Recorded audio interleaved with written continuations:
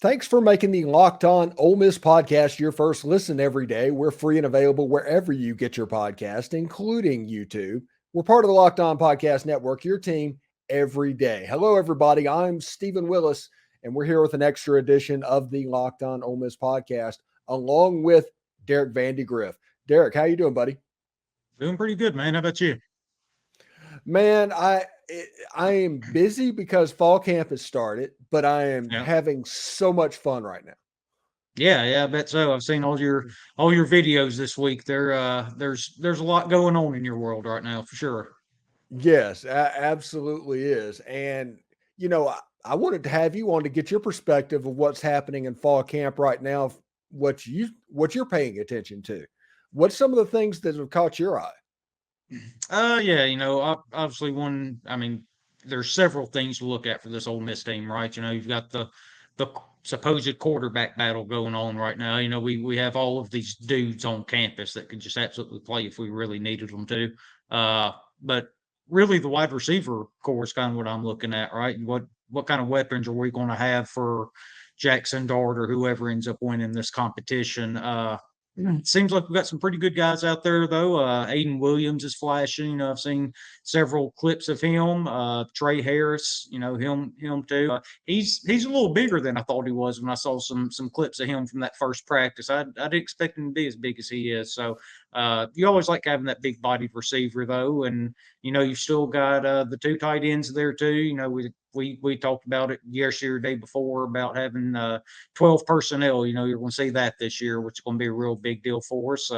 And then you got the two bookend tackles, both freshmen last year. They're a year more wise, got a little experience underneath their belt, so I expect big things from them. So it's always good, no matter who's behind center, to have some experienced tackles, and those guys will be pretty good for us. And we all know we've got in the backfield Quinshon Judkins, right? So you want to see who's going to come in to be able to spell him, whether it's Riscano or Bentley or somebody that may be up in the Pacific Northwest up there right now. Who knows with what's going on with Lane Kiffin and the running back room right now? But we got a sure enough stud to start the game out with, so that's always a good thing. The one thing that I've noticed from Lane Kiffin is he comes across as honest and everything, but I think what happens is what he talks about in press conferences is only something to keep you from looking somewhere else.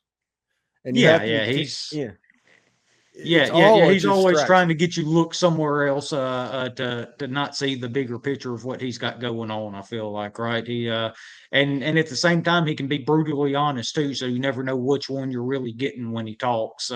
Which that's one thing I really like about him, though. You never know what's going to come out of his mouth. Sometimes it'll be brutal honesty, and sometimes it'll be the smoke screen to get you looking somewhere else while something else is going down. So expect big things out of Lane in this offense this year, though. Turn it to the defensive side of the ball, I think, is where the season's going to be determined for us, right? You've talked about several times on your podcast. Obviously, the defensive line is going to be such a big deal for us this year, and we got some dudes down there, right?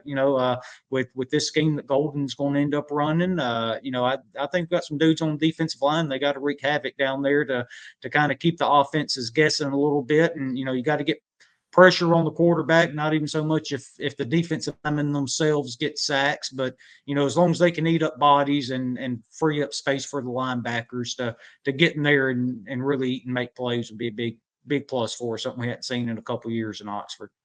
Yeah, and as you listen and watch this video or listen to this podcast on Sunday morning, they're about to start playing real football, so we'll actually start hearing defensive names. Everybody is popping up. It's like all we're hearing about offensive players. Well, they've been playing 7-on-7 for 3 practices at this point. Yeah. There's not a whole lot you can take from that right now. Yeah. Anybody that has anything to do with like trench play and offensive line play and defensive line play, at this point, you can't even really tell.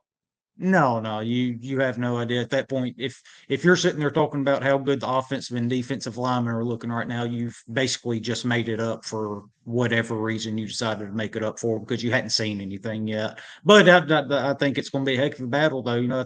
I think those are two units that you obviously need to be good in the SEC. You always start on both sides of the ball there in the lines. You want to control the line of scrimmage each way. So, but we got some dudes down there that I think can make some plays. And, I think they're only going to get better when they do throw on full pads and start going against each other. And, I'm sure by the time it's all said and done, they're going to be ready to hit somebody else come the start of the season.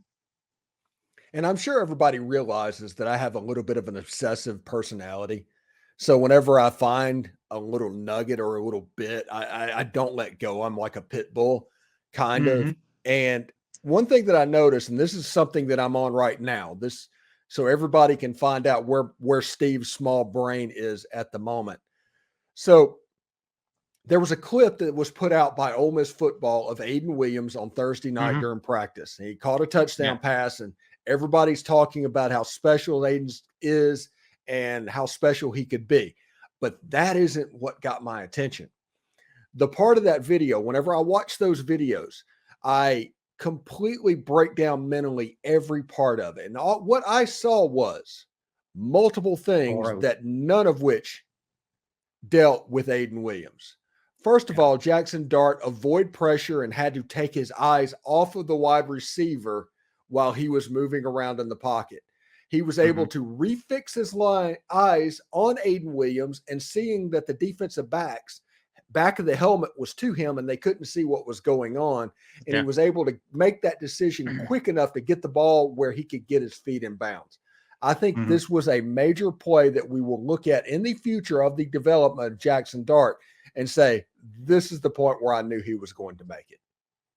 Yeah, and I fully expect Jackson to be the starting quarterback. Kind of like you said, though, it was such an incredible throw. Being able to move, take your eyes off the target and all that, and get around, then refix your eyes and make such a good throw too. Because if you look at it, it was there were 2 or 3 defensive backs there too, right? So it's not like he was just running wide open. So we had the defenders there, but kind of like you said, you see the back of the helmet, they don't know what's coming, and he puts it over them perfectly, and Aiden goes up and gets it, and Jackson dropped it in there perfectly for him. So yeah, I expect big things out of Jackson Dart. I thought he had a good year last year. I've seen some people say that they didn't think he had played particularly well, but I mean, especially at the end of the year, I thought he was incredible, and I expect him to only get better from here. And I expect a really big year out of Jackson Dart. All right, and this afternoon, Dylan Hipp is set to name his commitment. Any thoughts? Any predictions? Man, if you're sitting there trying to predict recruiting, right, especially in this day and age, it's really is a crapshoot. So really, all you can do is sit back and hope for the best. And then if it does end up going your way, then you hope you get him on campus at that point, because it's still never over until they're actually enrolled and on campus these days. And then it's still really not over. Even then, it's not over. Yeah. Yeah. So it's completely different from growing up following recruiting the way that I used to, and then I'm sure you're the same way, Stephen. You actually worked in it, so you know how different it is, just like I do.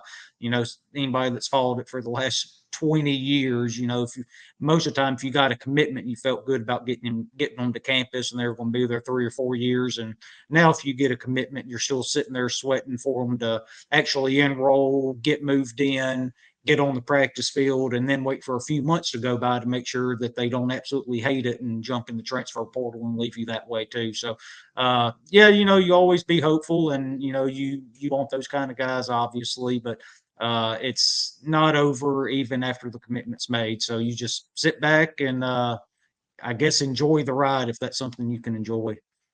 Yeah, I come from the era, and this is going to date me a little bit, and everybody's going to listen to this and go, "Oh my goodness, Steve is old."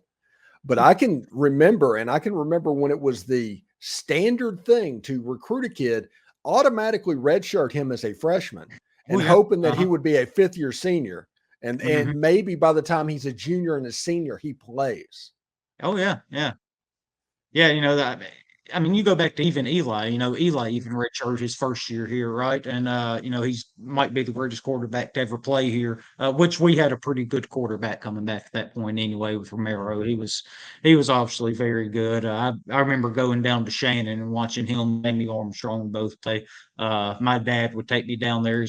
Like I said, we followed recruiting really close then. And he was like, man, you want to go see Romero and Jamie play tonight? Yeah, I do. And then, I get up there and I see them live and the way they're able to move around, how athletic they were. And I thought, oh my God, they're going to win 2, maybe 3 national championships when we finally get them to Oxford. They're so incredible. But so Romero was no slouch himself. That's probably one thing that did allow us to redshirt Eli. But yes, it's a completely different era right now. Now if you redshirt a guy, you got to worry about him being unhappy for sitting for an entire year and hopping in the transfer portal. So it's obviously a lot different. It's a lot to manage.